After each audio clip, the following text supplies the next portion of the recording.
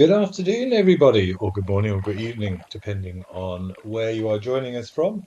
And welcome to Africans Live at the Waterhole. My name is Ben Coley, and I will be taking you through the next couple of hours whilst we investigate what is going on at some of the myriad of camera locations that we have across Africa, East and Southern Africa, and hopefully we will have some fantastic things to see. Don't forget, this is a live and interactive experience, and you can watch us on our app. And if you're watching on the website, don't forget you can register. Ask any questions of me that you might have. Let me know what you're up to, what you'd like to see, what you've enjoyed seeing so far. And I and we would be delighted to hear from you as often as possible. And it looks like we've started out at Camphor Dam up in Kimberley with our colony of lesser flamingos, which is always pretty amazing to see. Now, flamingos are not a bird that I see particularly regularly. I spend most of my time within the Kruger area. I've spent some time in East Africa and a little bit of time in other countries as well. But I've never seen flocks of flamingos. It's a nice alliteration that we do tend to see here at Campus Dam. Of course, there's an enormous colony up there, and this is a relatively new camera. This is actually my first time of viewing it, so I'm excited to see what these flamingos might be getting up to. Now, there are two species of flamingo that we find in southern Africa, at least the lesser flamingo and the greater flamingo. And these are the lesser flamingos, characterized by those bills that you can see, a lot pinker with the black tip at the bottom. And as the name would suggest, slightly smaller than the greater flamingos. It's not impossible to see a couple of greaters in amongst the lessers, but the majority of these will be lessers. And those look like, trying to think again what we would get there, they look like coots in the background as well, those little blackbirds. But classic flamingo pose, often standing on one leg. You can see the majority of these are roosting at the moment, and that's common. We find that in a lot of birds, particularly those birds with the long legs, the storks and the herons. Standing on one leg is not unusual. Amazing sense of balance they've got, but they've got quite big feet, which give them a good surface area underneath. Why they do that? Well, there's lots of suggestions. It could just be to rest each leg in turn. And alternatively, more likely, it's to do with thermoregulation. You can see that very clear and obvious pink skin, no feathers on those legs, straight backward facing, or we could say knees, but they're not actually, they're sort of ankle joints. They have very elongated feet, of course, and elongated toes, birds. But there is no feathers there, and therefore they can potentially gain or lose heat very quickly through the skin on their legs. So by standing on just one leg, it removes the problem of losing heat through both legs if you're standing in relatively cool water.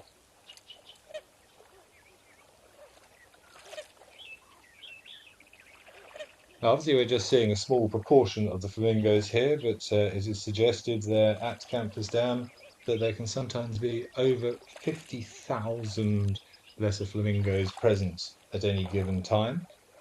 I've no idea if anybody wants to count them, if we can get a wide-angled view, but great to see that there's such a strong population here in South Africa. Canine Girl, you're saying happy Saturday. Great to be watching the show, and hi to me. Thank you very much, Canine Girl. Hi to you as well. Thank you very much for joining us. No, well, not 20,000 flamingos in that shot at least, but nice to see some regardless.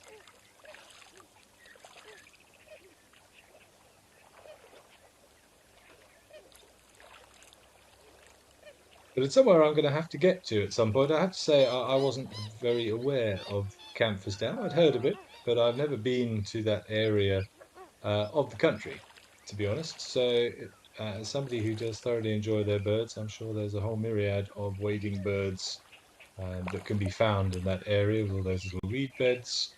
It'd be great to go and tick off some of those more difficult species like the warblers that you often get in there, which a lot of the time you have to do by sound because you don't get to see them very well. And these are indeed red-knobbed coots. You can see that very classic sort of white bill and shield on the forehead, and you might just be able to make out just on the top of the forehead there, that little red bump that gives them their name, and that characteristic little that they're making.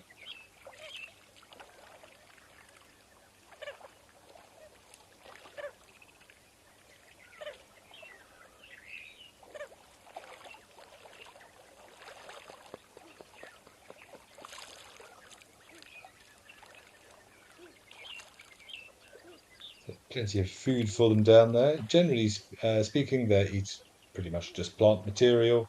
They'll also be getting some algae out of the water there, diving down, looking for little plants and algae. And they may also eat some bits and pieces of other vegetation that, of course, fall into the water. Um, Occasionally, they will also take little sort of aquatic invertebrates, maybe some mollusks and other things like that. What a lovely patch of water for them. I'm surprised we're not seeing more birds, but I suppose coming into winter, we do lose some of our bird species. Oh, that looked like a little wasp, like a mud dauber that just flew in front of the camera. We do, of course, lose up to about 40% of our avian diversity in South Africa during the winter months with so many migratory birds.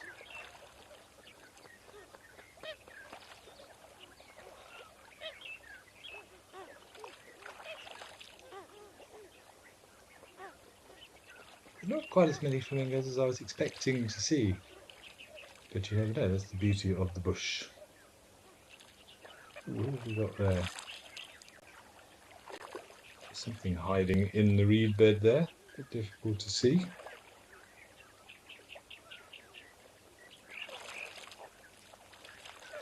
There was something skulking around just on the shoreline. I didn't see if it was maybe a heron or something.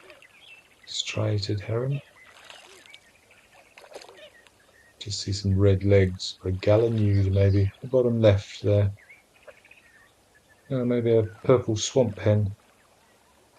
But those reed beds would be a great place to look for some of our smaller and harder to identify warblers, or sedge warblers, rush warblers, reed warblers.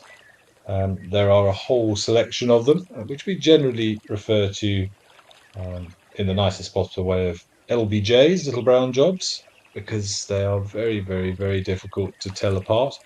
And the key, as with much birding, is to know their calls, and that will often give them away. It's a great advice to anybody who's getting into birding, particularly if you don't live in an area where the bird diversity that you have incorporates lots of brightly coloured individuals that are easier to tell apart. If you can find yourself an app or some recordings of the common species and try and commit those to memory, it's a brilliant way to separate species because you do get lots of weird sort of color morphs and different aberrations of individual species of birds, just like you do with people. We come in all different shapes and sizes, but generally speaking, we all speak the same language, and the same is true of birds. So actually, sort of what it physically looks like in terms of the coloration is one of the lesser important things in terms of identification, but sound a really helpful one. And often you don't have to remember the exact song that the bird makes because they'll make variations of those songs, but they often have the same sort of pitch and rhythm and tune. And once you start doing it a lot, you'll start picking up, well, I'm not sure what that is, but it sounds like a robin or it sounds like a thrush. And that'll give you a good place to start.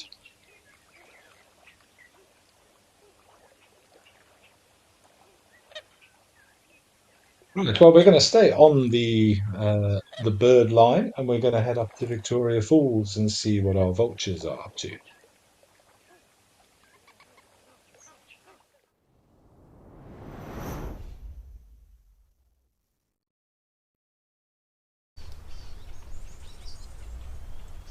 Okay, so our vulture restaurant at Victoria Falls Safari Lodge is pumping, as one would expect.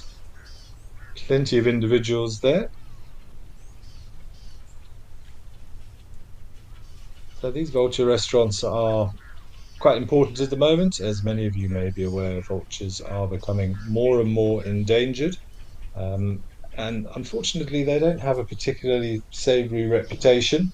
So they're not at the forefront of a lot of people's thought processes when it comes to conservation, but it should never be underestimated just how important these animals are from a cleaning up the bush perspective and particularly for controlling disease. If it wasn't for vultures cleaning up all of the carcasses of the animals, there would be an awful lot more flies, an awful lot more diseases, and that would have a knock-on effect throughout the entire ecosystem. So hugely important and unfortunately grossly underestimated. A lot of the time the media doesn't portray them as particularly pleasant things, uh, to their detriment, unfortunately.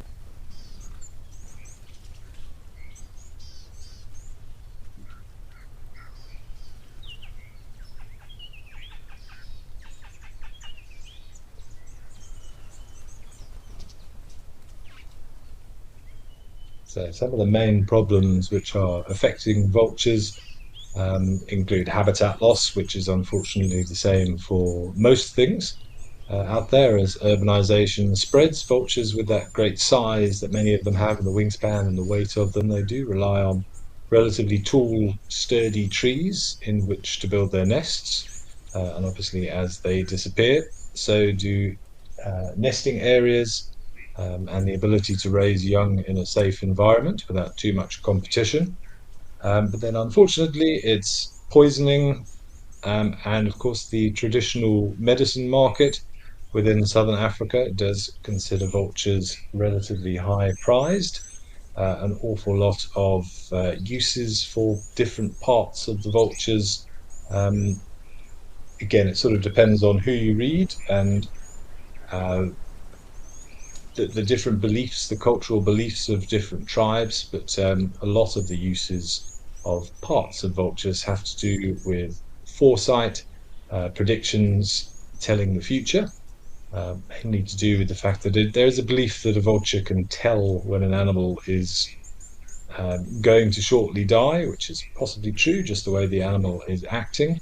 And then that way that vultures can just seemingly arrive from absolutely nowhere and just descend onto a carcass. And it's amazing how those messages are passed on.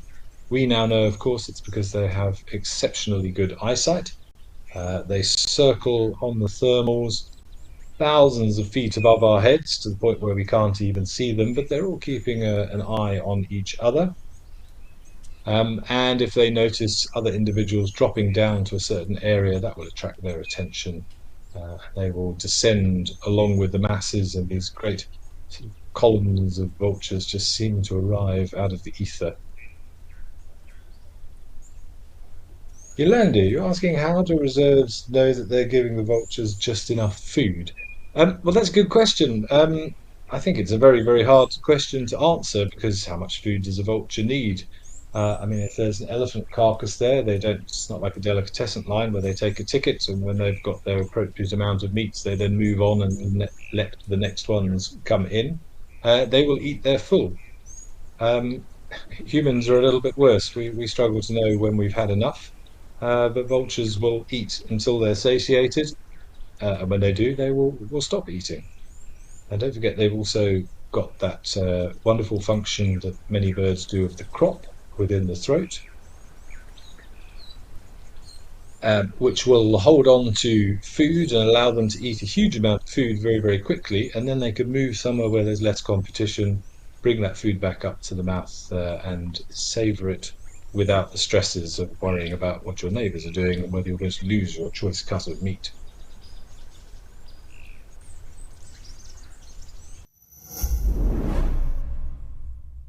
On the 30th of April, Wild Earth will be coming off the DSTV platform. We want you to come with us into a more sustainable future.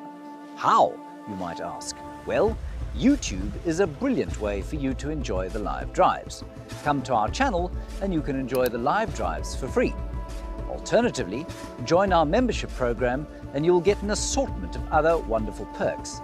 We'll see you on YouTube.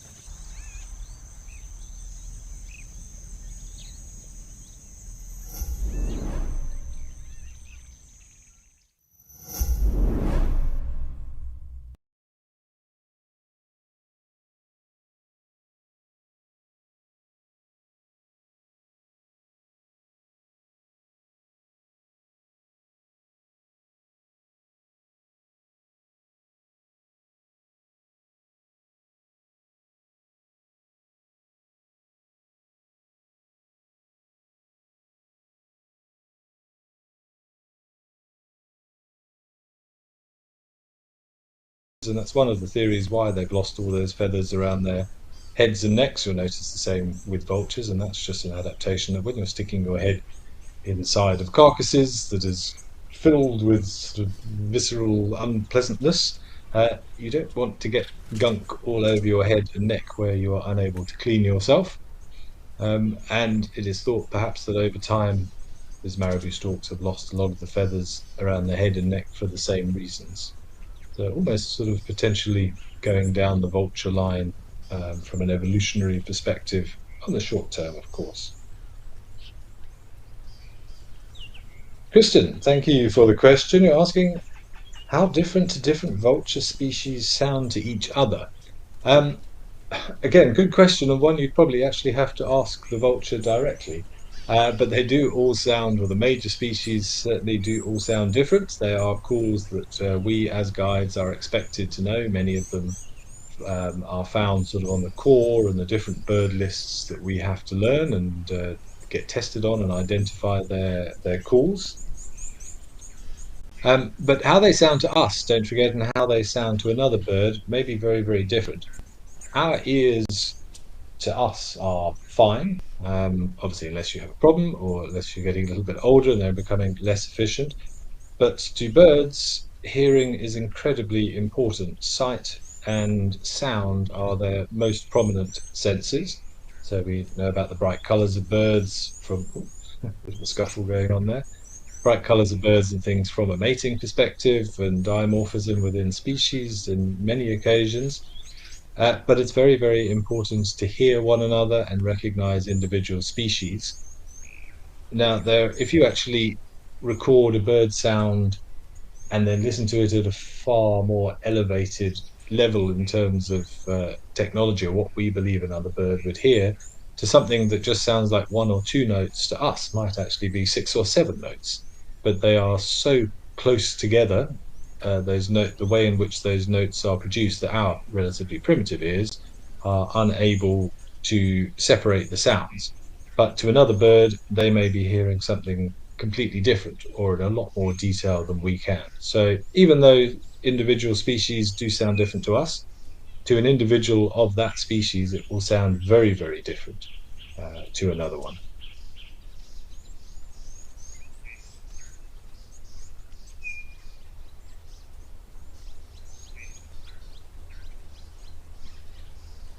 Kananga, you're back.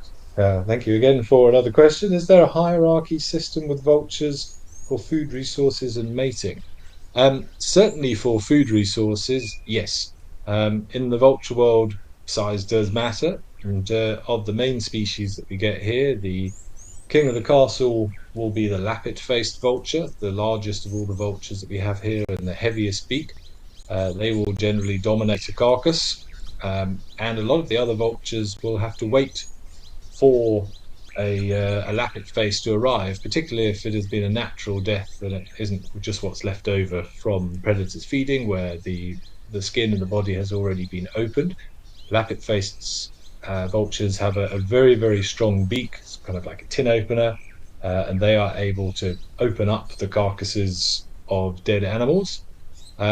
Whereas the other ones, depending on the animal, of course, are not able to do so. So they're kind of reliant upon the lappet-faced vulture or a hyena or other scavengers just to get through that thick skin, and then the rest will pile in. Next, sort of size-wise, you're looking at the Cape vulture, but they are critically endangered now, only a few thousand left in the world, and pretty restricted to areas where there are cliffs, because that is where they do most of their breeding. but they would be the next in line. And then the whitebacks would come because they are just so numerous. The whitebacks make up the majority in terms of species numbers. So by sheer weight of numbers, they can dominate a site, but you'll often find other ones in and around the area. And then right at the bottom end of the pecking order is the poor little hooded vultures. We can see a few in the foreground there, the smaller ones. They have very, very small beaks in comparison, and a little bit lacking in bulk. So they do tend to wait on the peripheries, and then they'll move in towards the end when the feeding frenzy has died down a little bit. And nature is very clever. And because they've all got slightly different sized and different shaped bills, they're specialized in feeding on different things. So there are some areas between bones and close to joints that those larger bills are unable to gain access to. And those little more sort of tweezer-like bills of the hooded vultures can get sort of in between the ribs and reach some of the parts that the other vultures cannot reach. In terms of mating, I'm not really sure. Obviously, there's no crossbreeding between vulture species that I'm aware of, although anything is possible. And generally speaking, it will be done on size and voice and confidence and whatever female vultures find attractive in a male vulture, I suppose. But all good questions. Thank you, everybody. Do keep them coming in.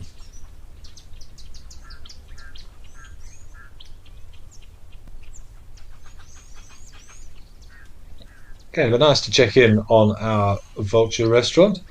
I think next stop on our Damcam tour is going to be Tau. Let's go and see what's happening up at Tau's waterhole.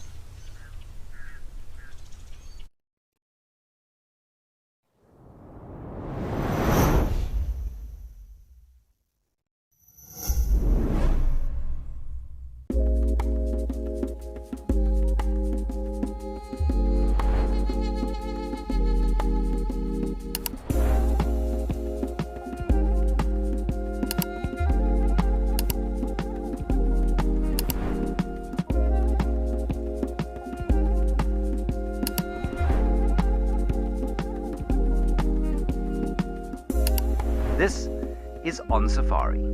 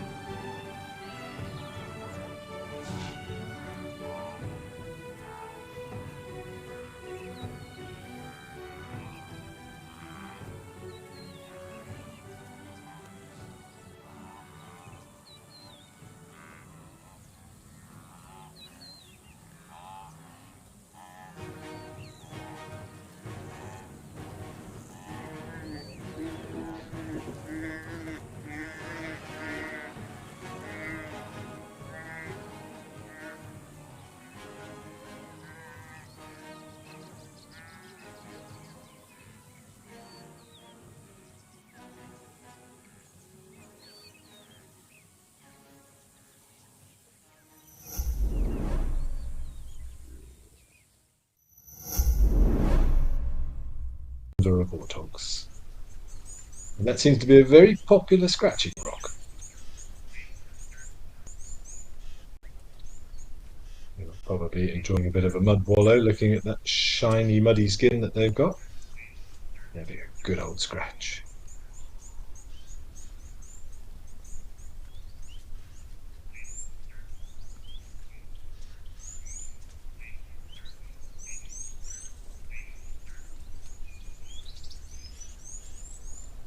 Just imagine how satisfying that would be. We don't give credit to our hands and fingers, and particularly our opposable thumbs. I'm sitting here now probably because I'm watching Warthog scratching, and I'm scratching my arm. So easy for me. But if I didn't have those, imagine having to go and ooh, the wildebeests on a bit of a rampage. Wonder what gave them a spook. It's two boys chasing each other. Yeah, imagine how satisfying it must be to be able to scratch yourself if you haven't got the means to normally scratch. Well, I don't know what happened there, but it scared off our warthogs, which is a bit of a shame. Uh, Regrettably, well, not regrettably, good thing for the wildebeest. There's no lions in hot pursuit. I only saw two, so I imagine it was possibly two males chasing one another. But an ostrich.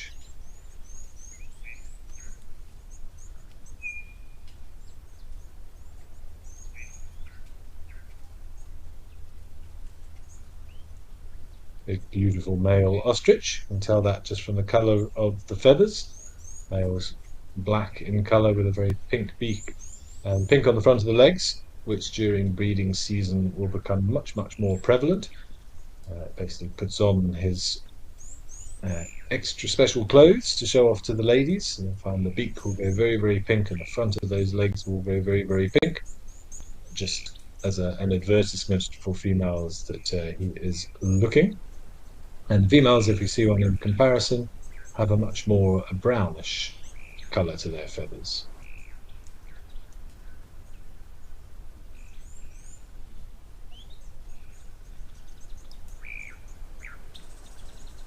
Size of those legs, incredibly strong and potentially dangerous. Never underestimate an ostrich, people. Those two toes on the end of an ostrich's leg are armed with fearsome claws, well over an inch long, and they can be very, very sharp. And if they feel it necessary, they can kick out and they can do an awful lot of damage with those claws.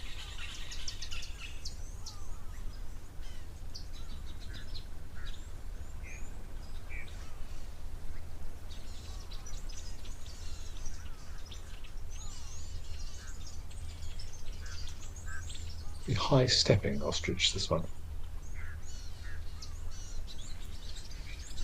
You can see that red hue on the front of those sort of shins now. Partners ostrich.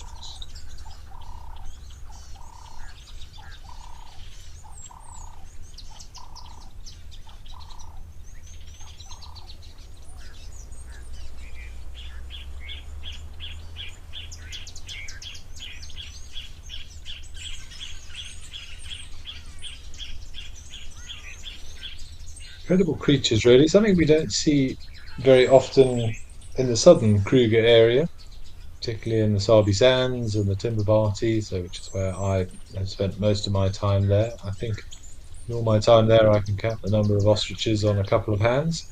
I know they have been seen on Juma. I actually did see tracks for an ostrich once going along the northern boundary of Juma, and I believe one was seen up at Bottleshope Dam last year, even if it was briefly.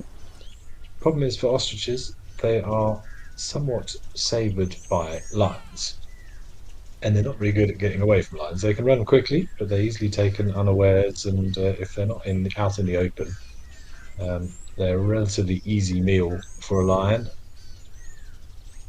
When I was working in the sands on a full-time basis, I remember I did find an ostrich once on safari, and I called it in on the radio, and nobody believed me because I think it was the first one that had been seen there for about 7 years, and it became very exciting. Everybody came to look at it. We saw it multiple days, and then one day I found his tracks again, and I was following the tracks, and then we found a pile of feathers and not much else, unfortunately. So that ostrich didn't last long.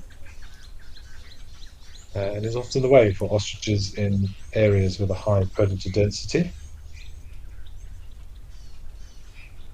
Oscar, good afternoon, or morning or evening, depending on where you are contacting us from. Are ostrich farms illegal? Um, no, they're not. They are legal as far as I know. I stand to be corrected as always. It's not something I know a huge amount about. I've never been to an ostrich farm. But they are farms. They're farmed for meat, amongst other things.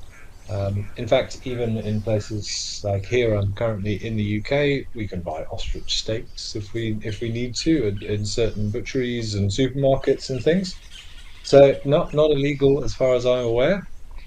I'm not a great fan of this. I don't even want to call it sport, hobby, pastime, whatever you want to call it, of people riding ostriches. I don't think that is a particularly good way to utilize an ostrich, but that's a conversation for another time. But particularly in South Africa, there are quite a few ostrich farms. And again, I think it comes down to anything, be it chickens or farming, anything else, as long as the animals are looked after and are kept in good conditions, then I suppose, well, it's just the way of the world these days.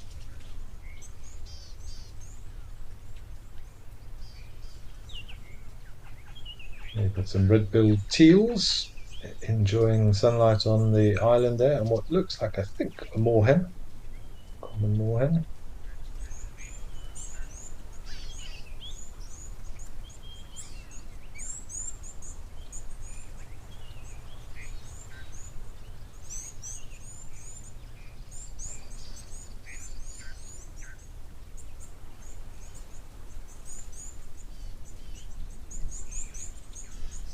See those teals having a good search around, filtering something out of the water there on the right. And ducks, just like the flamingos we saw earlier, filter feeders.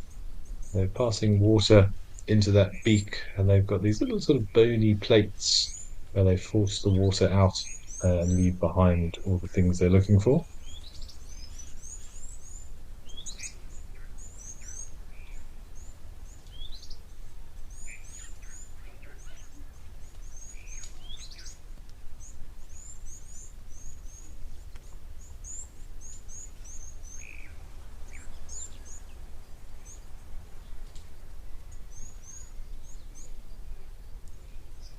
All those piles of elephant dung on the shoreline there. You see how popular a spot this is for elephants. I'm surprised we haven't seen any. Certainly, when I've been up to Tau, this waterhole has often got a regular influx of elephants and a whole variety of other animals as well.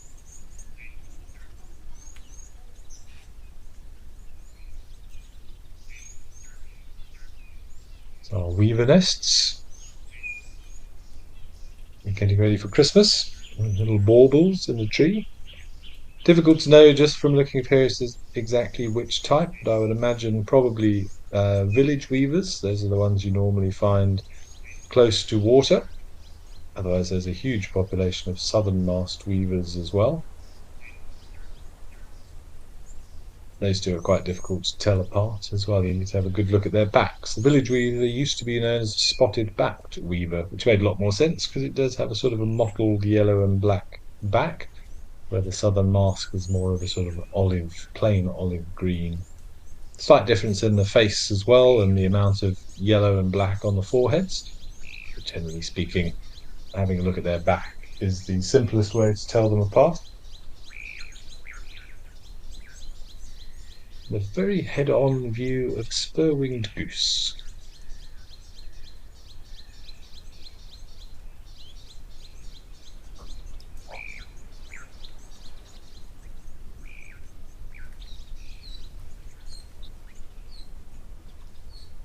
Not quite the grace of a flamingo standing on one leg, but hey.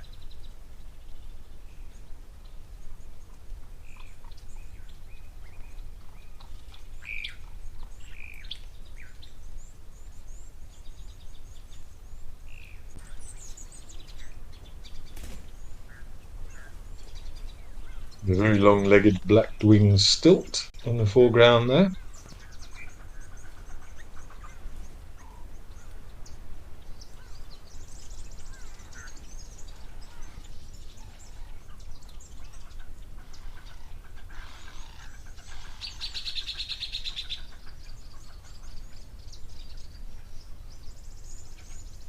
very streamlined silhouette or shape of a grey heron.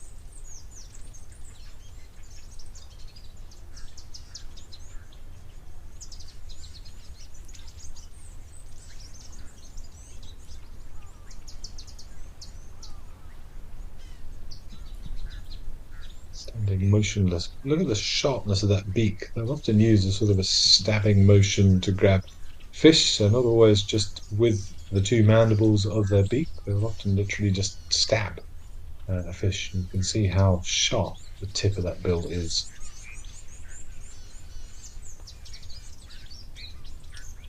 The long neck almost has sort of a hinge joint in the middle, which allows it to thrust it forwards with great speed and accuracy. You certainly wouldn't want to be getting in the way of that.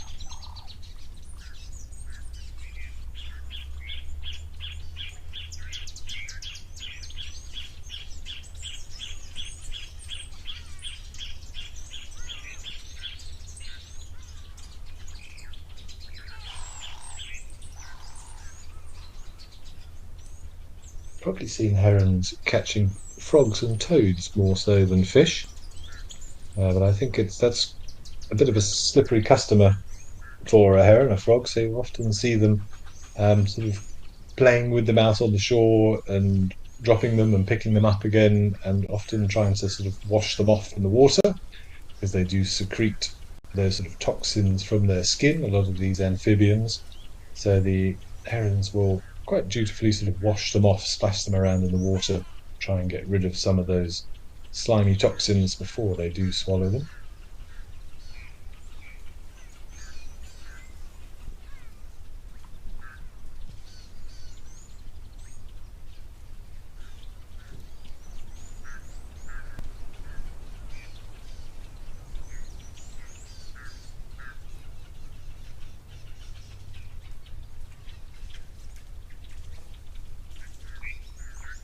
Okay, we're going to pop over to Rosie's pan now and see what's happening in that neck of the woods.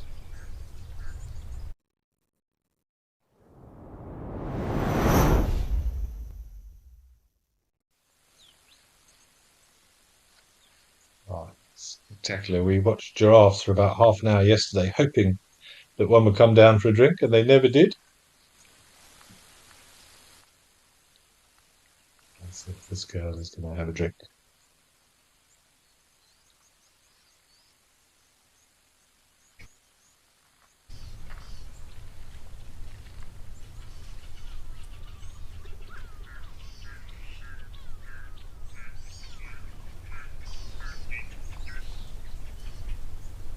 A beautiful sight, very African. Let's see if we get that classic S shape of water when she whips her head up again, sprays a sort of stream of water out through her mouth.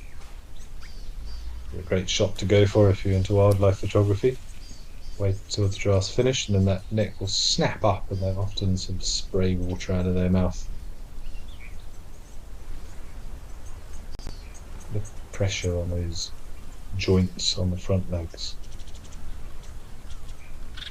There we go. The little flick.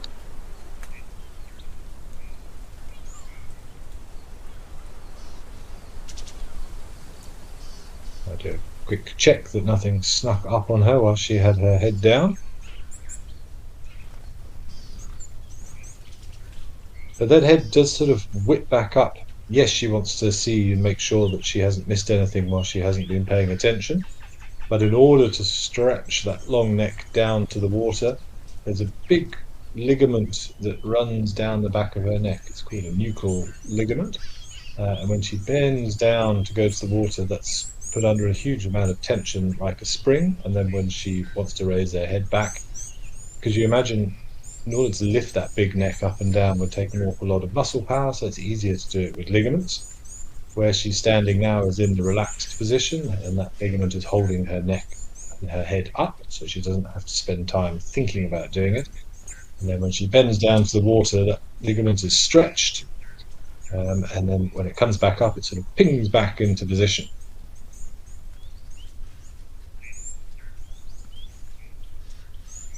Of course, the upshot of that, of course, is blood flow. Now, when you put your head down, if any of you have been sitting down or lying down for too long and get up too quickly, can get lightheaded when the blood runs in and out of the brain. And that's a big problem for a giraffe, that they have a specialized organ at the base of the brain, colloquially known as a blood sponge, which just helps to regulate the blood flow in and out of the brain. So when she does whip her head up like that too quickly, she doesn't pass out.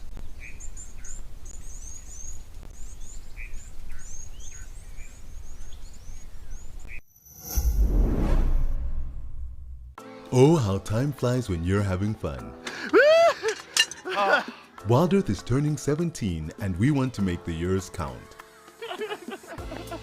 17 years of achievements, close encounters, and special memories. He's got it, and he's straight up a tree. Come along as we reflect on our top 17 greatest moments.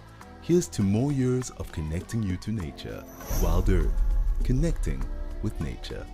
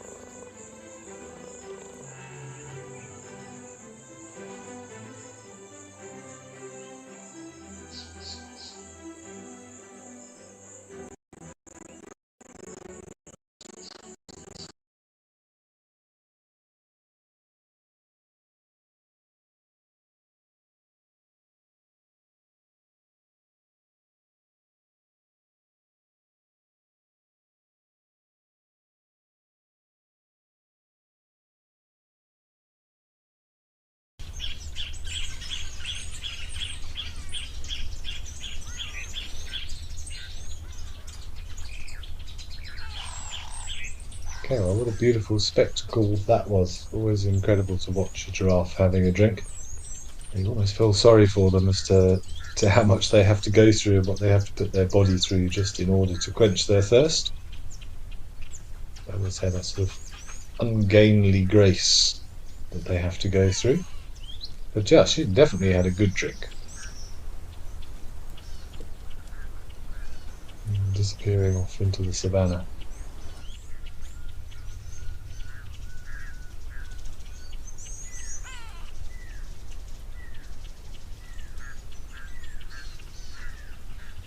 I've actually thought about having a little nibble on that tree. Looks possibly like a red thorn. One of the, well, I said acacias now. Of course, we're not supposed to call them acacias anymore. Red thorn would be one of the Pichelia species now, or genuses.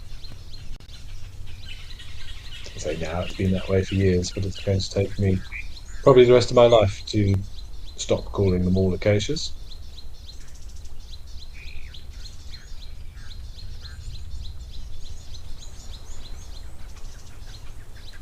Beautiful autumn colours now. See a lot of those trees, probably bush willows, beginning to change colours now. Tree pretty much just cutting off a lot of the supply of nutrients to those leaves. Certain chemicals in there certain pigmentations, one called anthocyanin, beginning to build up, giving it that orangey yellow color. No more photosynthesis happening, and chlorophyll's been removed, and those leaves will drop off and just save the tree energy during those harsher winter months when photosynthesis is less easy, and a lot of those nutrients that the tree is now saving will be stored within the roots.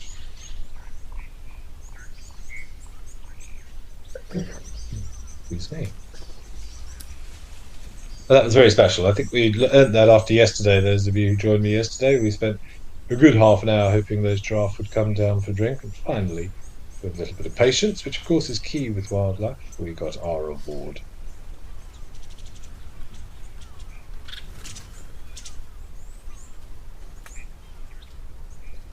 I've got a question for Jamie. Thank you very much, Jamie. Some herbivores have naturally fat stomachs. How can you tell when they are pregnant? Jamie, well, a lot of that has to do with their digestive systems. So ruminants generally are relatively slim when you look at them. It's the hind gut fermenters, which is a different type of digestion, that are the ones a little bit harder to discern the differences. So, just for anybody who's not too familiar with those, a ruminant has the four chambers in the stomach. There's a lot of bacterial fermentation going on within that stomach, but it's very, very efficient. And those animals don't have to eat a huge amount of food because of that efficient system. So they're relatively slim. The hindgut fermenters really just have a single stomach with an enlarged cecum, which is a sort of an area just past the stomach as the food passes through.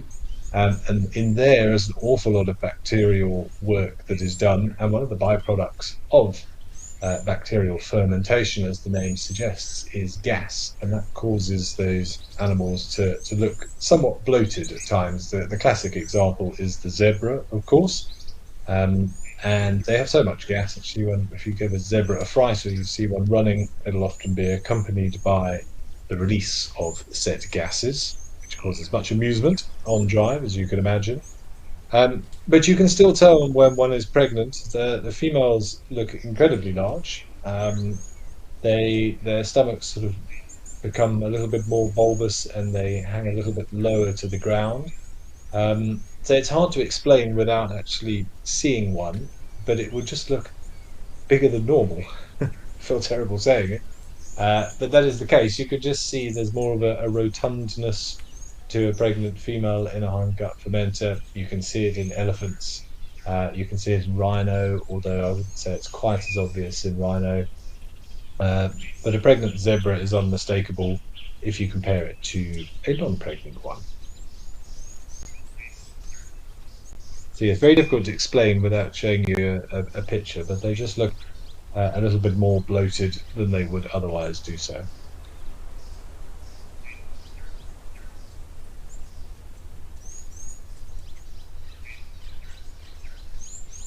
No, Bill, sorry.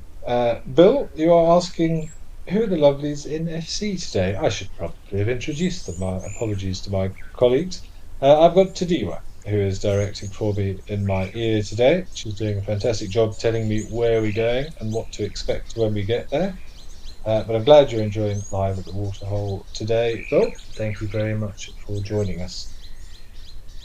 Yes, we must thank the hardworking people in Johannesburg, without whom none of this would be possible. They make my life very easy, pretty much. And of course, I'm not sure who are our zoomies today, people controlling the camera, so I'm trying to sort of follow their lead as they move around, and we're discussing whatever we find. So thank you all who are involved.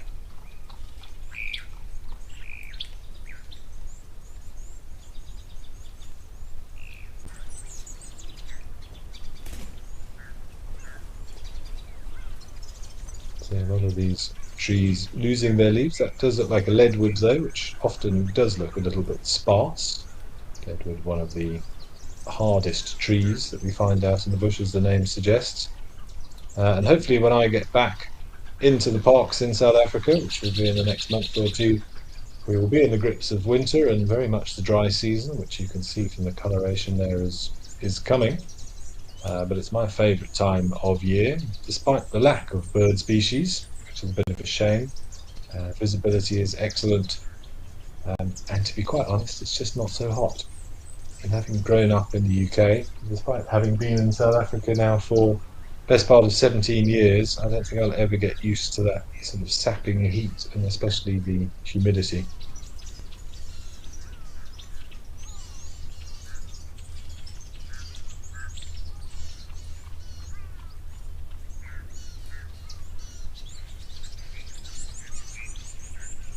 Lots of little things living in there. A lovely way the water is glistening in the sunlight.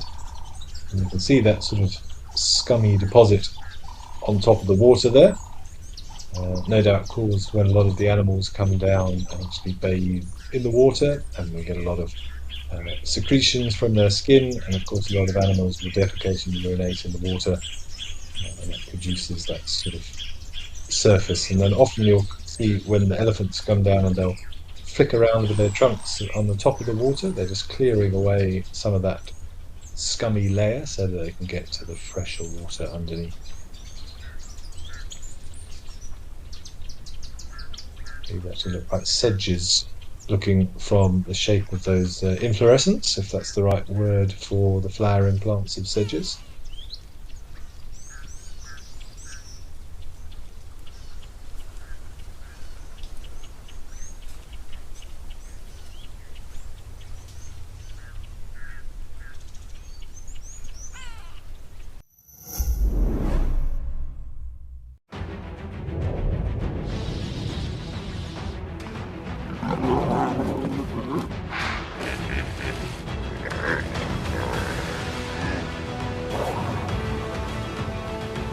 Experience captivating wildlife documentaries showcasing incredible animal behavior for free by visiting lionmountain.tv or downloading the app, accessible on both Apple and Android platforms.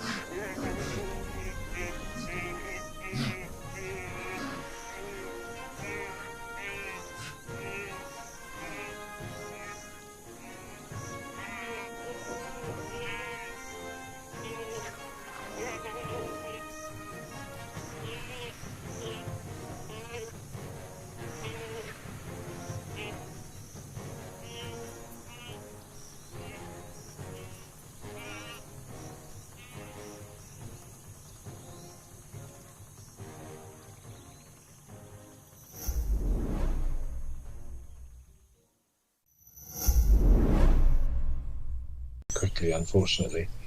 It's also generally not a very good idea to introduce an alien species into a population. We've seen it time and time again. It has a knock-on effect on everything else and throws the balance of nature out of kilt. And having just spent a few months in New Zealand, I mean, that is one of the best examples in the world. There's a huge push in New Zealand to eradicate a lot of alien species because the majority of species that you see there have been introduced, and they've had a a terrifying knock-on effect to the indigenous population there, to the point that many of the things are endangered because they're just being out-competed or out-dominated by these new species. Take rabbits, any of the predators. There's a big problem of possums, which have come across from Australia and New Zealand. There are rabbits everywhere, even from a flora perspective.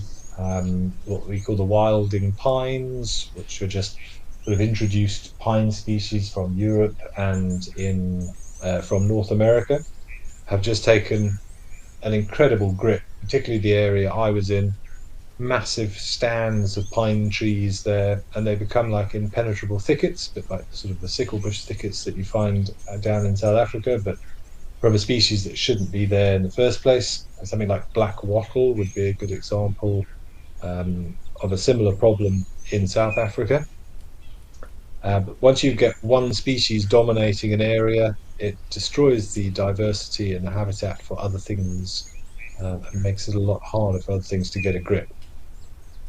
So very, very strict regulations coming in and out of Australia and New Zealand to ensure that you're not bringing anything in with you from outside, because they have learnt their lesson and say massive pushes to make New Zealand free from predators. If you're ever lucky enough to go to sort of Stewart Island, way down in the south, and Ulva Island, which is a little island just south of Stewart Island, that is predator free, but there are huge conservation initiatives from the Department of Conservation trying to ensure it remains that way, doing lots and lots of research, hoping to keep things like say rats and possums and other things that do take out the indigenous bird life. So a nice idea, Isaac, but I don't think it's going to work. Right, I think we're going to head back over to Victoria Falls and see what's happening up there.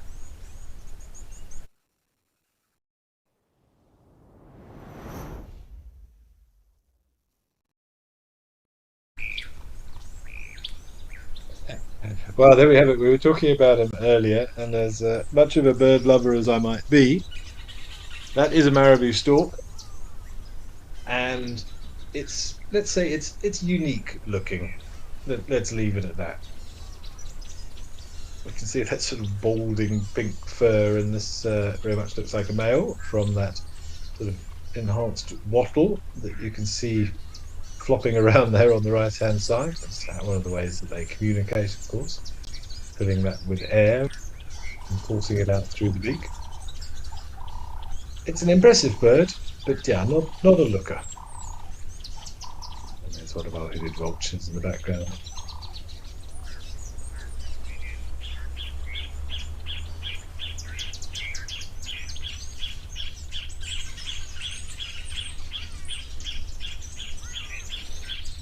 But massive wingspan. It's a monstrous thing if you actually ever do get to see one up close. Wingspan, I think, is a good 2 to 3 meters on a full-grown adult.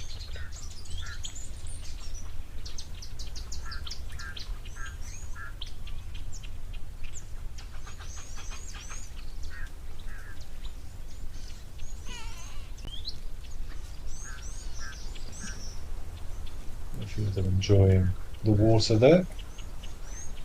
You'll notice as well, one of the other really famous things about marabou storks is their habit of defecating on their legs. You can see those sort of legs look quite white. That's the uric acid, and they have a tendency to purposefully defecate or urinate on their legs, and that white coating creates a brilliant way of reflecting the hot African sunshine.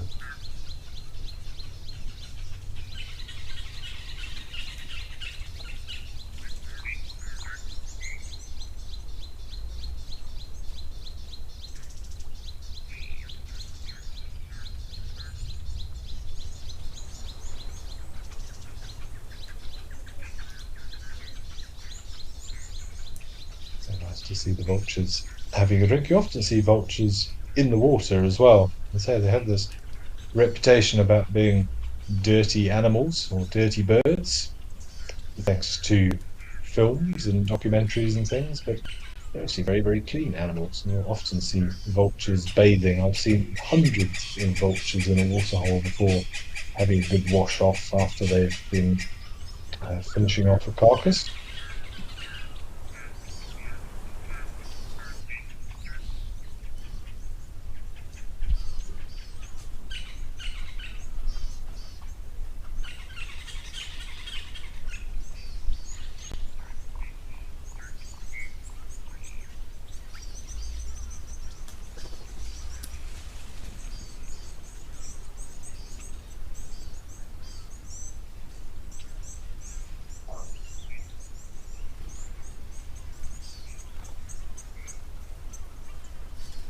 So they're not just scavengers, these marabou storks. That's how I've also seen them taking things like frogs out of the water.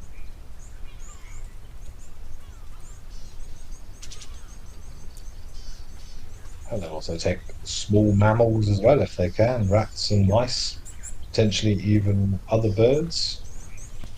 One of the other things that they will do if they can get their hands on them is take out crocodile eggs. So again, one of the other many things that affects crocodile eggs. You would think crocodiles would be fairly well protected, but between things like the storks and particularly the monitor lizards and other scavenging animals, those nests that the crocodiles dig up on the banks of rivers and dams and waterholes are in constant danger of being dug up. And then, say, any marabou stork that can get his hand on a crocodile egg will be very, very happy.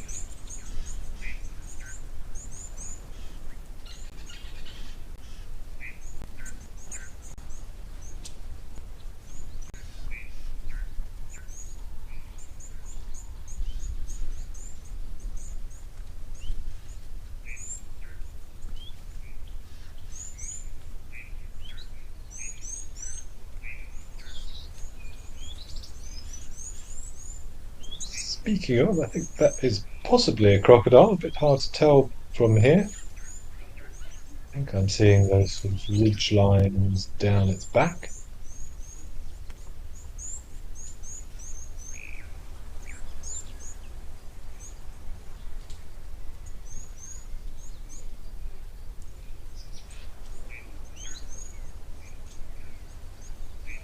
Hard to say for sure.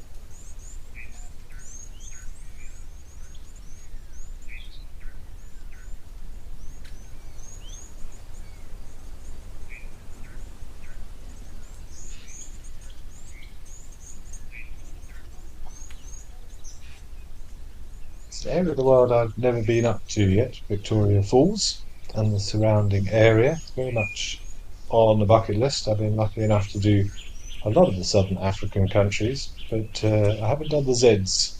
Zambia and Zimbabwe I'm yet to get up to. Botswana, Namibia, Mozambique, not a problem. Done those a few times. But I think next on my bucket list is Zambia. I get to one of the Luangwa reserves. For some reason, I've always wanted to go there.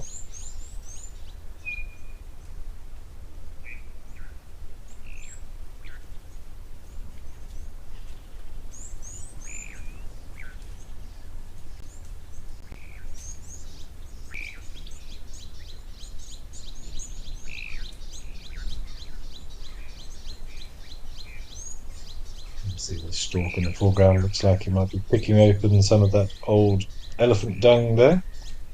They're quite happy to eat little insects. Those piles of elephant dung provide perfect habitats, little micro habitats for insects and arthropods who are still feeding on all that goodness that comes out of the elephant.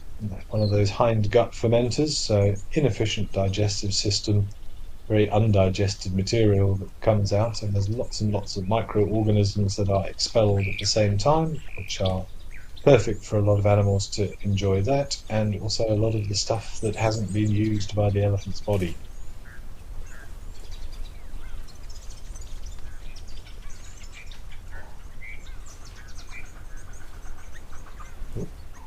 A bit rather defensive over that little island there. Looks like a youngster, this one.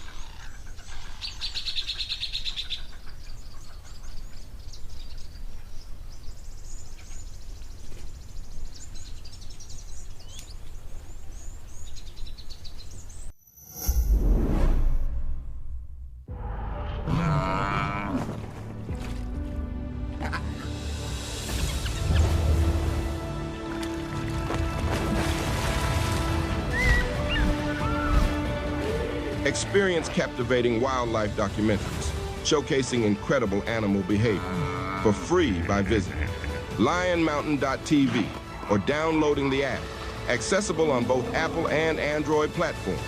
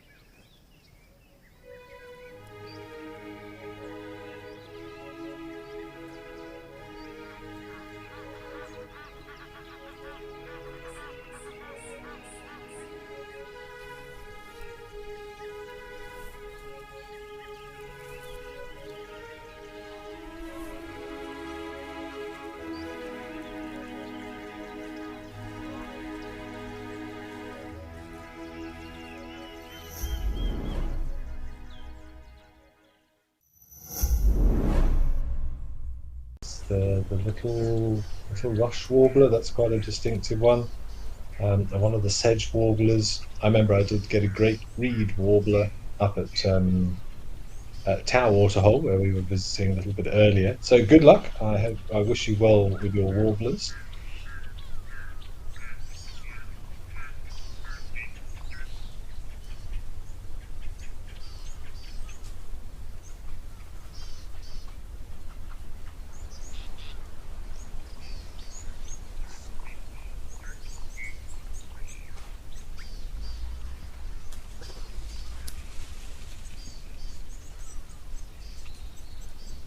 Okay, I see you've got another couple come through. Proudly SA, you're asking, do vultures get most of the moisture from the carcasses they feed on?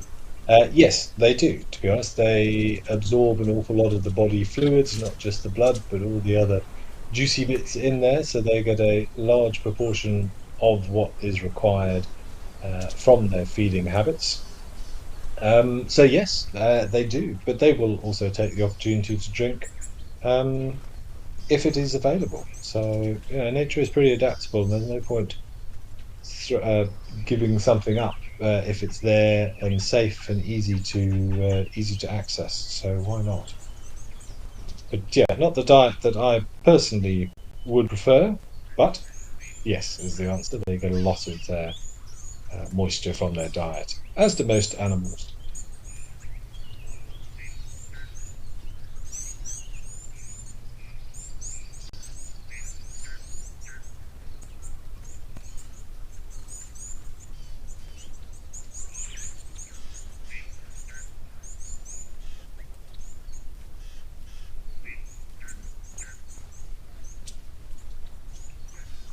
You see, Canine Girl, you're also asking how do. I'm not sure if you're referring to vultures or storks or marabous in this case, but I imagine the same. How do they stop their heads and neck areas from sunburn as they have no protection? Um, that is actually an excellent question. And I will have to do a little bit of research to see if I can get back to you on that. I'm unaware that they produce any particular sort of natural sunblock secretions, although it would make sense that they would do to counteract that problem. They are rather red, so whether that is a result of sunburn, I'm not sure. maybe that red color helps to deal with the heat and the UV rays in a different way, or perhaps their skin is specially evolved to be better adept at dealing with the UV problem from the sun. Um, but that is a very good question. I don't know, is the simple answer, because they do seem to spend a lot of time just standing out in the sun. So, I mean, I guess those wispy hairs there will offer some form of protection. I mean, I take myself, for example. I mean, like many men, I have hairs on my forearms, and my forearms don't really get very burnt compared to my upper arms where there is less hair. So maybe just even having that sparse covering of hair that you can see sort of silhouetted there, or backlit there, I should say, offers some form of protection. But there must be something in the skin, some form of pigmentation, um, melanin, one would assume, that is just better adept at dealing with the UV rays and the harsh African sunlight. So, Canine Girl, that's giving me something to look at. I'm not 100% sure, but an excellent question. So it's lovely to get questions from you guys watching and listening. They make us think of things that we may not have considered yet.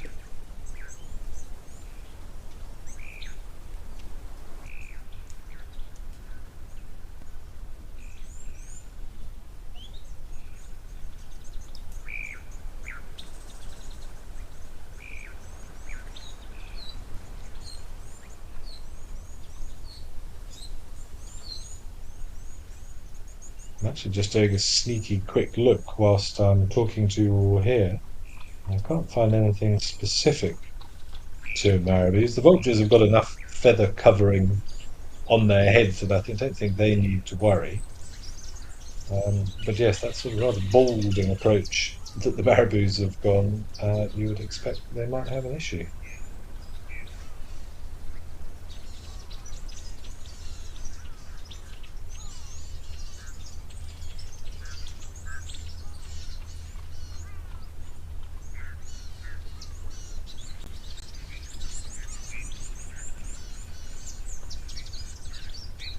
To be honest, they look a little bit like me after I've been on the beach for about half an hour. I'm afraid I inherited my father's skin, which seemed to come with a complete absence of melanin and any ability to deal with heat whatsoever. I think over the time, parts of me that have been more exposed, so my forearms and my face, can handle the African sun.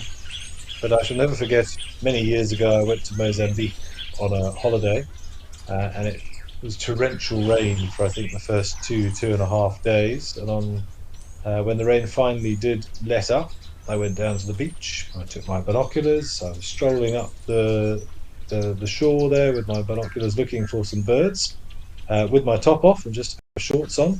And I'd rather foolishly forgot to put any sun cream on. And I can honestly say I wasn't out for longer than half an hour or minutes, but my back so badly burned. T-shirt at all times, a stamina T-shirt. I had to have cold showers because I couldn't handle for my side or my stomach because I couldn't lie on my back. Um, some of us are blessed with the ability to use the sun, and others of us struggle badly, I'm afraid.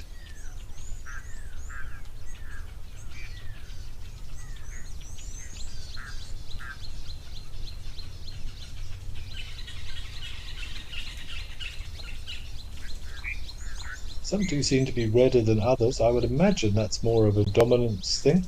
This one on the right, we're now in the middle, seems to be slightly redder than the others. Now, whether that is an age thing, or as I said, more of a dominance thing, I'm not sure. Or maybe he's like me and struggles a bit more than the others.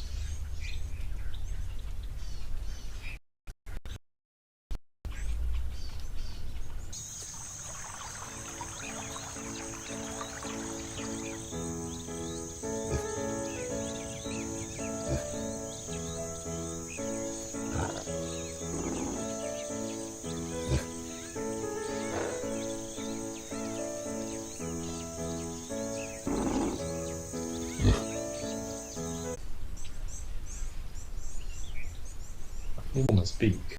You think,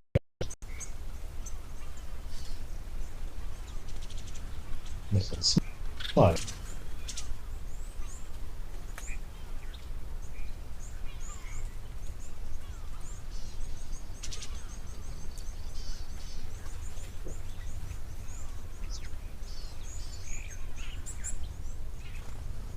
No, I haven't been able to find anything specific about anything that marabou storks do to deal with the sun.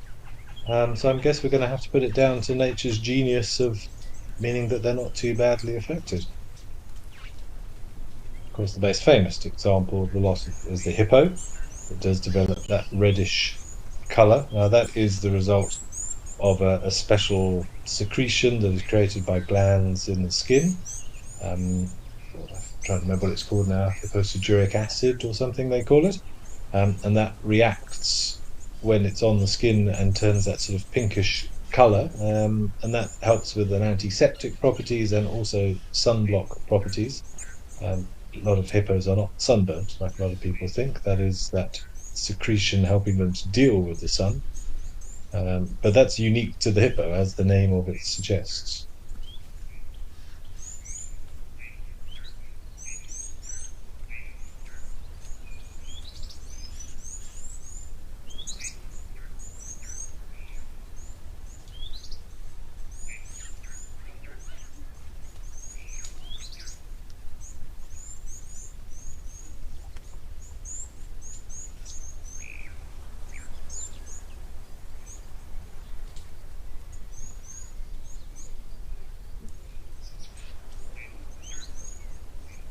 This one seems to be taking life very easily there.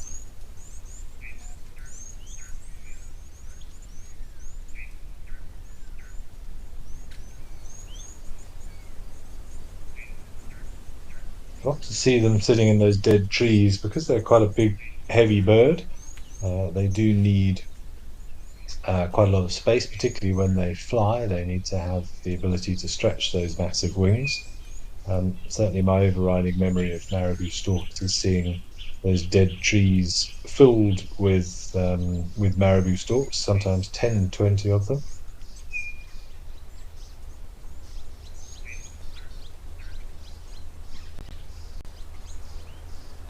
A little yellow-billed stork making a cameo, and something else. I didn't actually catch what the other one was there. Hopefully, we can see it again. But interesting to see the different feeding strategy of the yellow-billed stork. Just sort of swaying the head side to side with that bill kept open, hoping that it just makes contact with something on the receptors on that lower mandible, and the second it feels anything, it will snap shut, grabbing whatever it is that unfortunately swam through its grasp.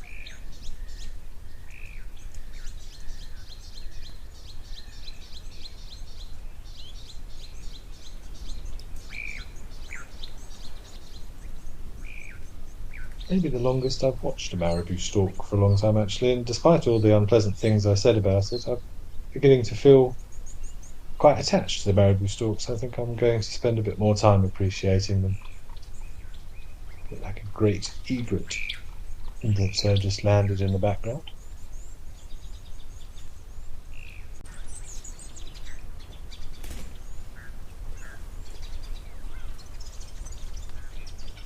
Diane in the UK were asking whether vultures ever eat so much that they can't take off. Um,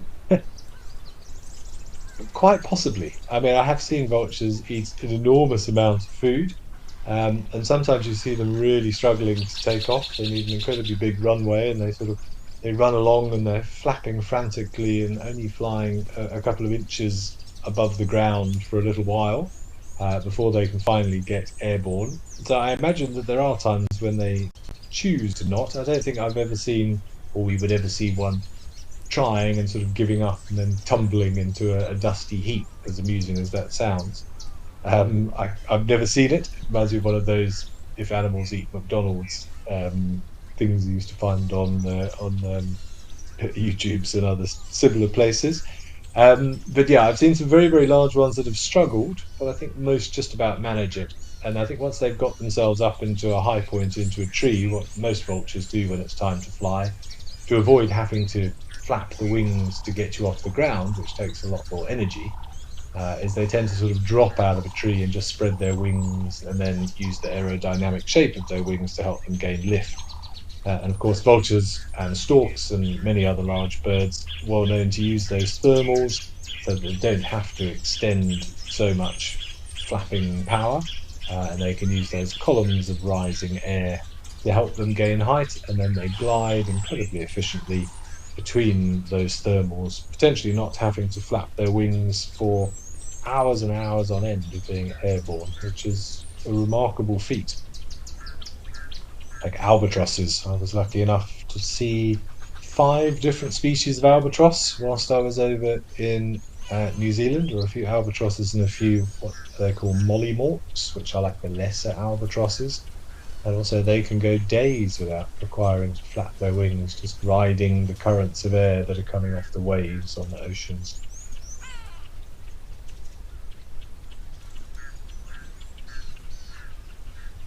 And our crocodile is out in full view. Magnificent animal.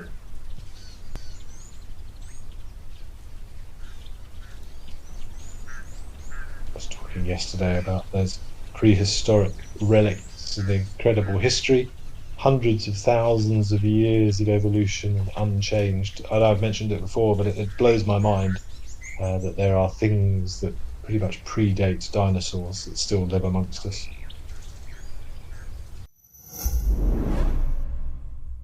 Fancy playing safari snaps?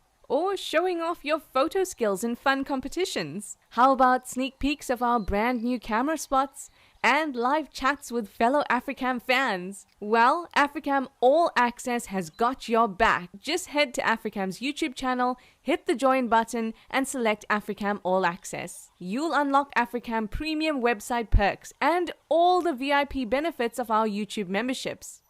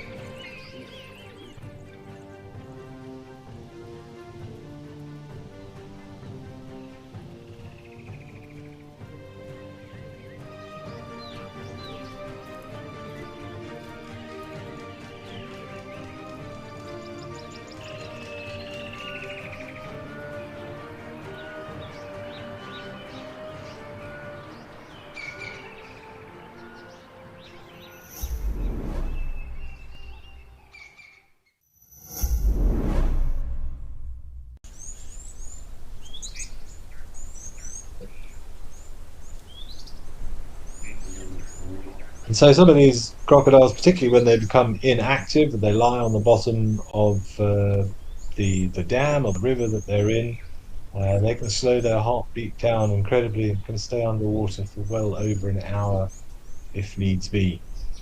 The other amazing thing about it is they have another tube that connects the heart pretty much directly to the stomach, and a lot of that excess carbon dioxide which is built up within the body, instead of being wasted, is actually utilized. It is funneled into the stomach to help with the creation of gastric juices, which are very rich in carbon dioxide. And that's one of the reasons or one of the things that helps a crocodile have such an effective digestive system in that it can pretty much get rid of anything, bone, fur, hair, all of those things can be broken up in the digestive stomach of a crocodile, which many other things can't. Very few things can digest hair, for example. It's very difficult to do. Horn moths is a good example, and that's why you find a lot of hair in predator scat, or it's regurgitated because it just can't be dealt with.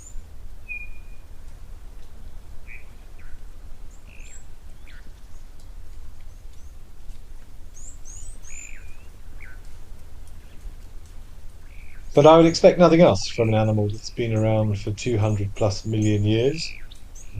Nature has done some pretty incredible work during that time and has shaped the crocodile into one of the most efficient killing machines on the planet. As I said yesterday,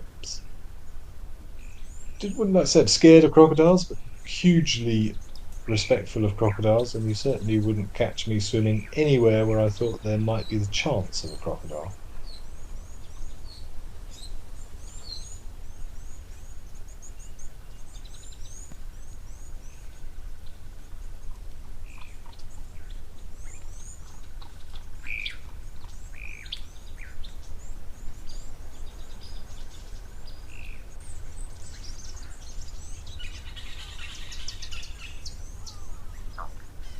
We do hear of people getting taken by crocodiles. Well, a lot of people are taken by crocodiles, unfortunately, but those who survive, there are various ways of trying. Oh, little guinea fowl.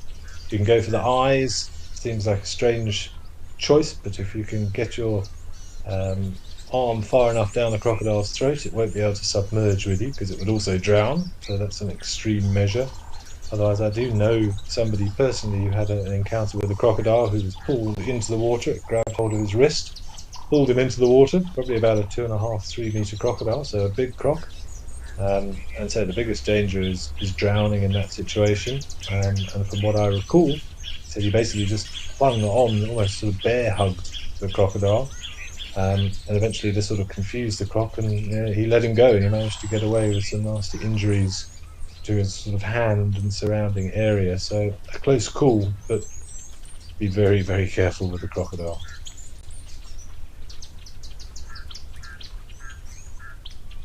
I think that goes without saying. It's common sense more than anything, but good advice nonetheless.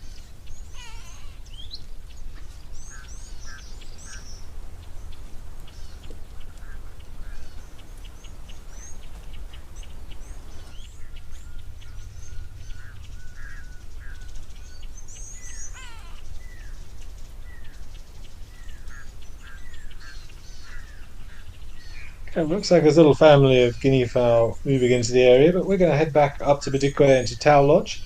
It sounds like we've got a little bit of activity at the waterhole. Let's go have a look.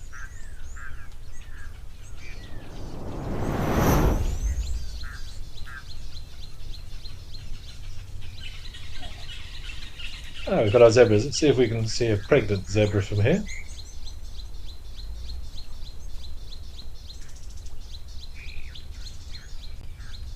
Difficult to tell. I mean, that one walking away from us, for example, if it was pregnant, I think even though you can see that there's a bit of a belly there, it would be very much obvious. And obviously it becomes more obvious the more heavily pregnant that animal is. Most herbivores give birth around about sort of October, November time, October, November, December, because that's during the rainy season. So most of these zebras, if they are pregnant, will still have another 3 or 4 months of development to go yet. And obviously the closer you get to the end of term, the more obvious the pregnancy would be.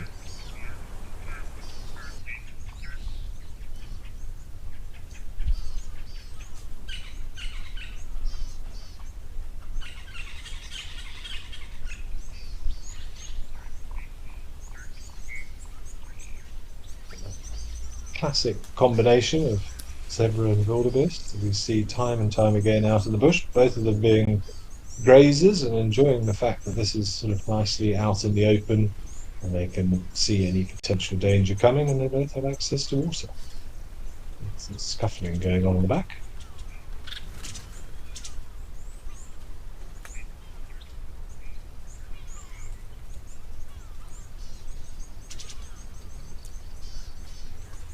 Cheetahs and other animals, barcodes with legs. Yes, that's exactly what they are. The zebras, barcodes with legs.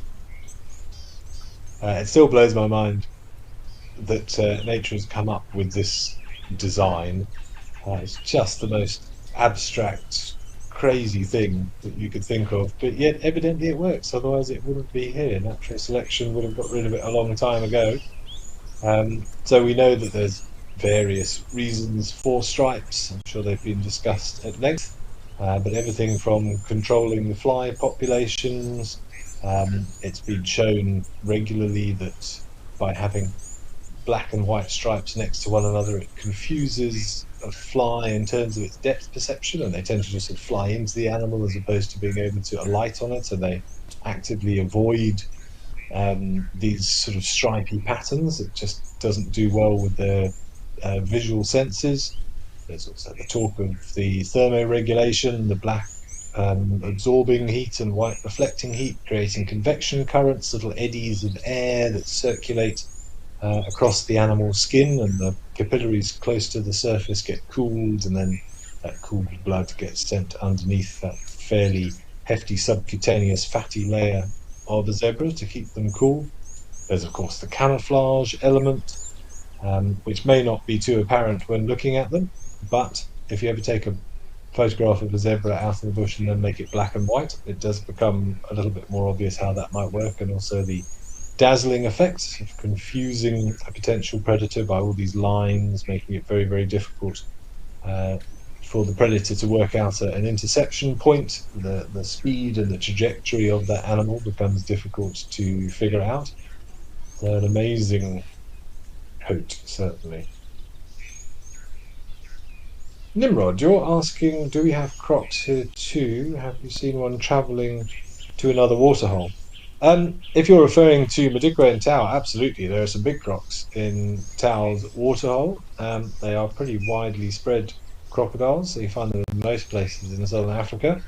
And as you rightly said, yes, they do migrate from one water source to another in response either to population pressure, or if a waterhole is drying up, and they can spend the night outside of water. They can just sort of find a shady spot, and it's not impossible to accidentally bump into a crocodile that you didn't know was there whilst walking through the bush during the winter when there's not much water around. They do become almost, well, they're sort of estivate, as we would call it. So they just kind of close down. It's like hibernation, but in response to heat and drying areas. And there are very silly people who will go right up to wild crocodiles lying under a tree and take photos with it. I wouldn't recommend that at all. I have personally never seen one migrating from point A to point B, but have regularly seen tracks of crocodiles moving between waterholes.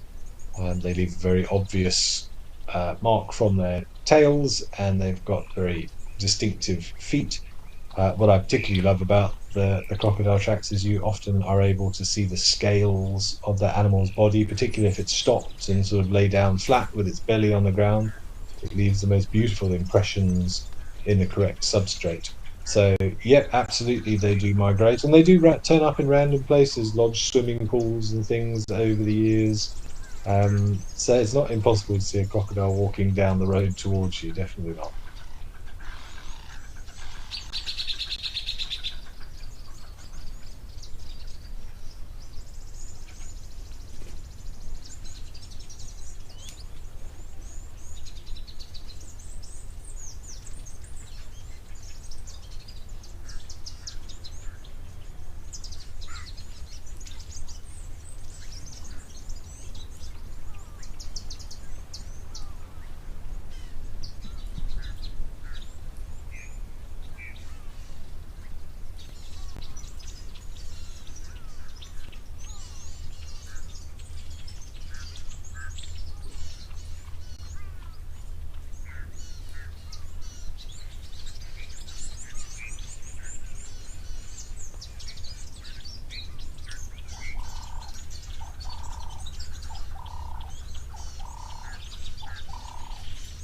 Hey, 40, you're asking, or saying good afternoon, and a very good afternoon to you. Do you think it would ever be possible for a zebra to be born without stripes? Um, I suppose it would be possible. Sometimes you get zebras that have sort of weird looking stripes, or blotches as opposed to stripes due to sort of genetic abnormalities within them, some form of sort of melanism or leucism, which is excessive black pigment or an absence of or less black pigment in the terms of leucism. I don't think I've ever heard of one without any stripes at all. But if you had an albino, I suppose by definition, an albino zebra should be completely white with red eyes. But I really don't think it would last very long in that sapping heat. You wouldn't want to be a great big white animal in African sunshine. You would really struggle with thermoregulation, and you would stick out like the proverbial sore thumb to any predators. But I'm sure it has happened. Leucism is an interesting thing. Um, so leucism is it's not a complete absence of melanism. That would be albinism, and it's characterized by the reddish eyes as well, because even people with blue eyes have some melanin in their eyes. So animals are the same. But leucism is just a lot less melanin and dark pigment in the skin, and you find leucistic forms of various animals. I have seen uh, some over the years. I mean, so the white lions are basically you could describe as leucistic lions. I've seen a leucistic blessbuck, a leucistic eland, a leucistic impala on more than one occasion. So they're not completely white, it's more of a creamy color, and you can still see evidence of the patterning of the skin. It's just very much more muted. So it's almost like a cream with a dusky cream color as opposed to completely white.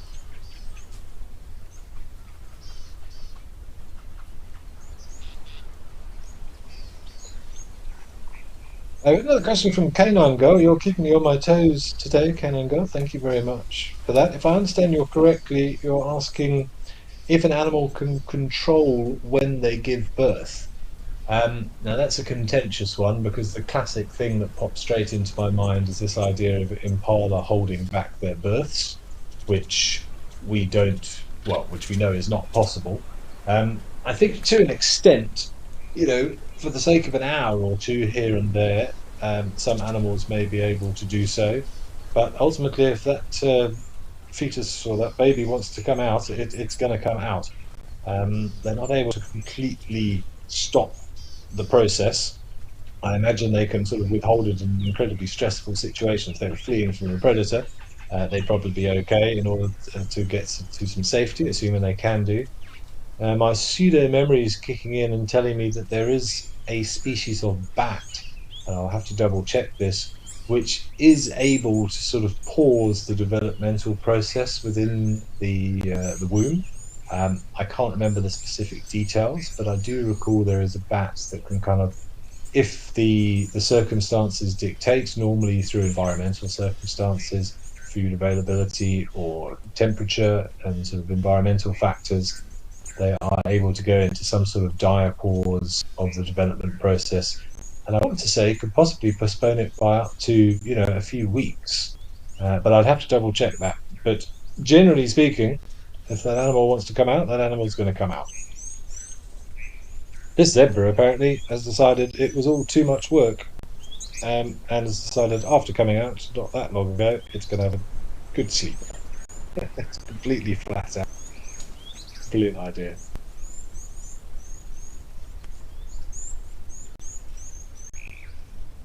There's one comfortable zebra.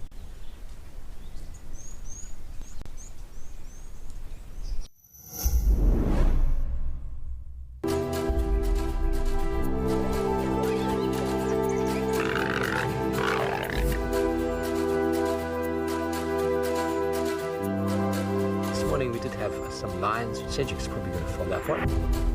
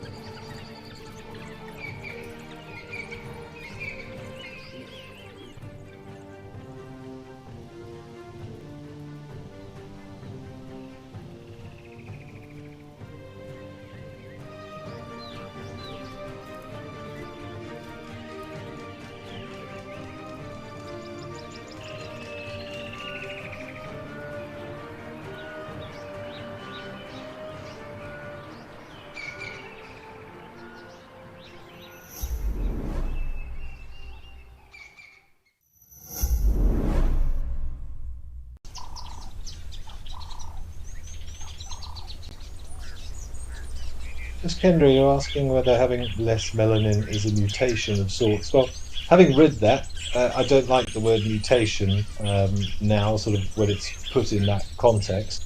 But it's different from the norm, put it that way. So there is what is seen as a sort of a standard amount within these animals of melanin that causes the patterning and the colors of which we are used to seeing with these animals. And sometimes, and it doesn't happen very often, so it is not the norm, animals are born with either an excess of or a lack of melanin in comparison to what they would normally get.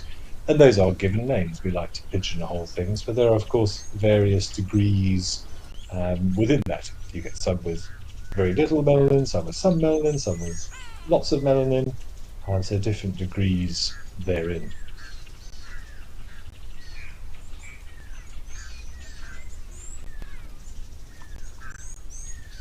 Ultimately, though, it just comes down to a slightly different genetic coding within that animal, or a recessive gene, it would be another way of putting it. A little bit less information from one set of genes that controls that part of the development.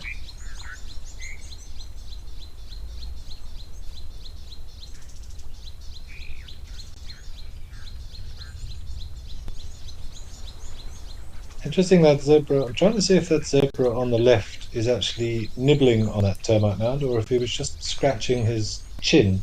You can see the very white, sort of chalky coloration of it there. So a lot of animals do require calcium, and may well be a lot of calcium in the soil there. And we do see quite regularly animals feeding on soil. It's known as geophagia.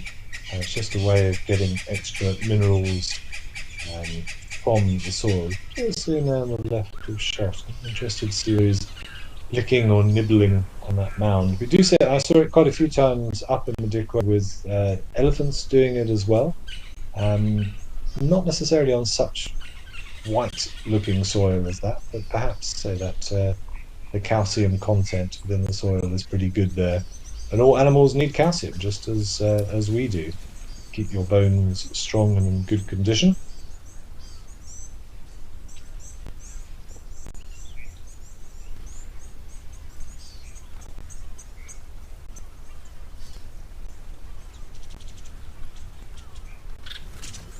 Classic head to tail posture of those few zebras there. Often benefiting from each other's tails, keep the flies away. Love how the little one's resting chins, or they're both resting chins on each other. And gives you good visibility in both directions.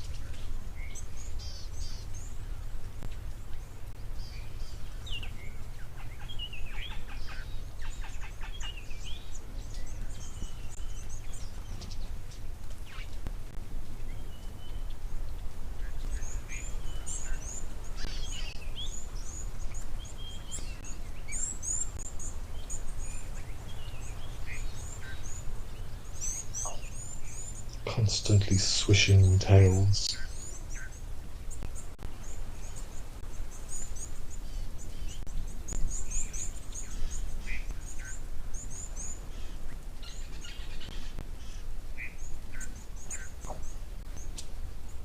Okay, it sounds like we might have a fairly large animal visiting Rosie's pan. Let's go over there and see what we can find.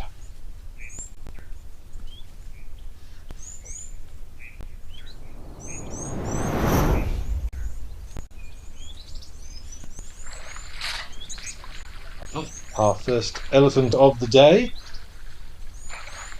Rosie's pan in Oliphants. So we were saying earlier how they tend to sort of scrape away that sort of scummy deposit that tends to build up on these, particularly these smaller waterholes. I imagine he's already done so, but we'll see if he does it again.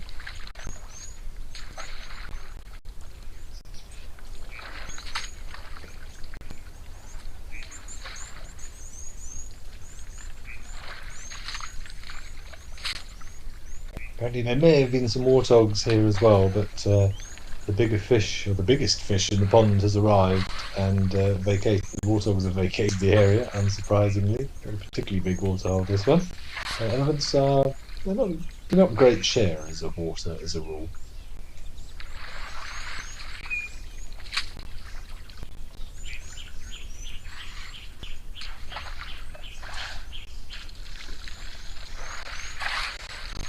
interesting. Not quite sure what he was doing there. Almost looks as if he was feeling something under the water and then had a look at it and sort of flicked it away.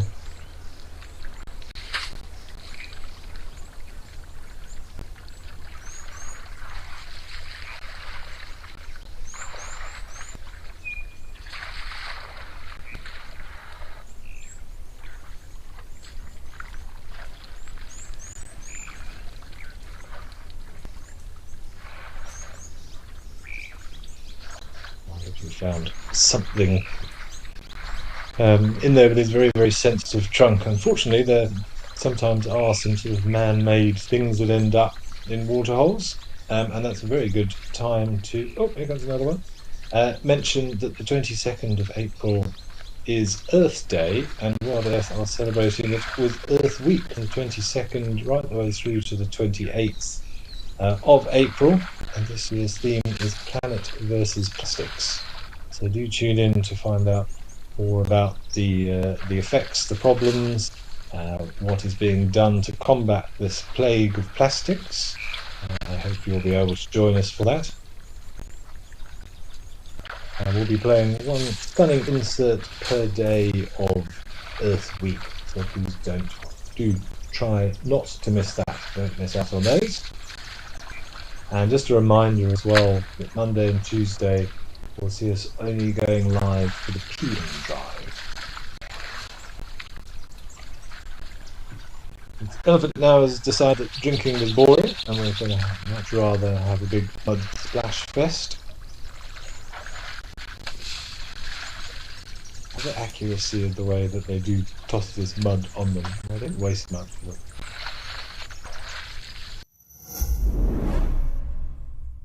In two magical African wilderness areas, the Masai Mara in Kenya, the Great Kruger National Park in South Africa, 5 expert safari guides follow a cast of compelling animal characters and the never-ending stories that define their lives. The Cat Report documents real stories of real predators, as witnessed and captured by a band of obsessive wildlife filmmakers.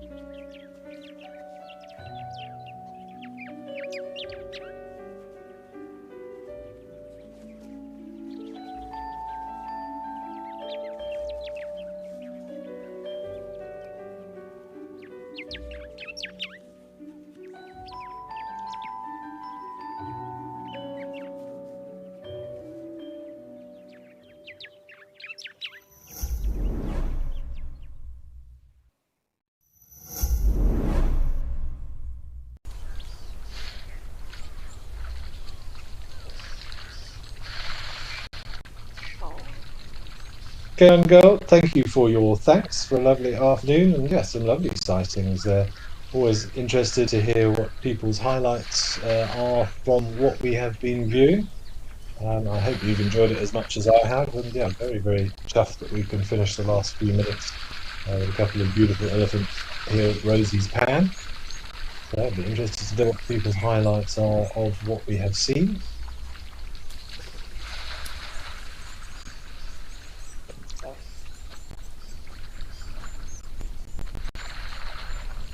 Darkmane Lover, also thank you very much for your thanks. And indeed, yeah, to all the team at Wild Earth and Africam and everybody working behind the scenes to make these shows possible. I will pass on your thanks to them.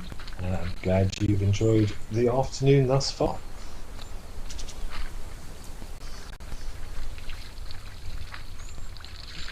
I do miss elephants. As soon as I get back, they are going to be the one thing that I'm going to be hoping to see more than anything else. Terry agrees. A great way to end the show indeed.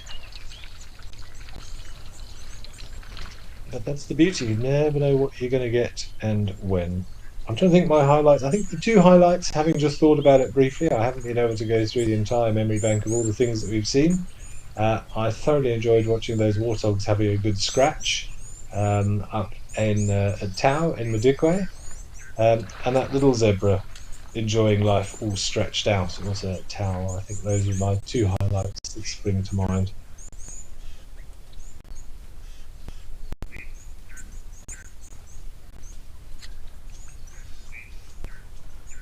He's been resting his trunk on the floor. Of course, don't forget that trunk can extend at least double what you see there if you really want us to stretch out all of those little sub-muscles in there. Lots of stories as to how many muscles in an elephant's trunk, ranging from 20 to over 100,000. I think it rather depends on what you characterise as a muscle, but what an incredible appendage that is.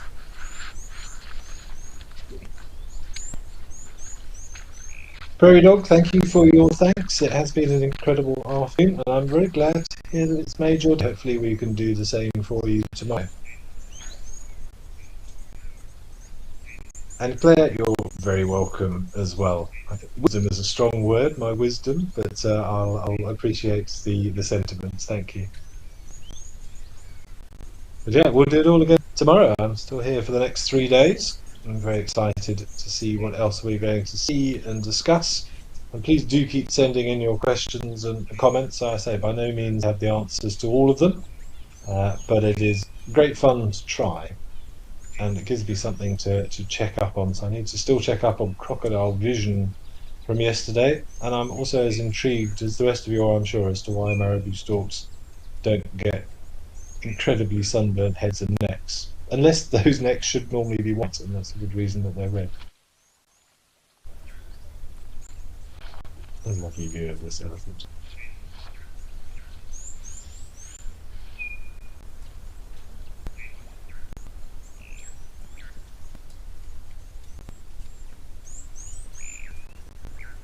What goes through their heads in situations like this? Not really doing anything, not really feeding, just investigating.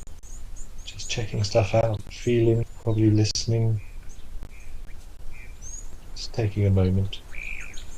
Possibly smelling something on the floor there. He's popped into his trunk and blown into his mouth.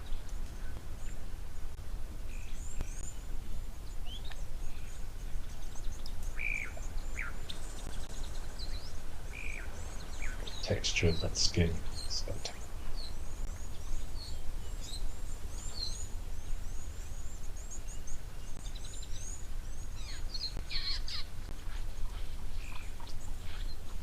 Well, everybody, we're down to our last 30 seconds or so of the show. So thanks so much for joining me and the rest of the team.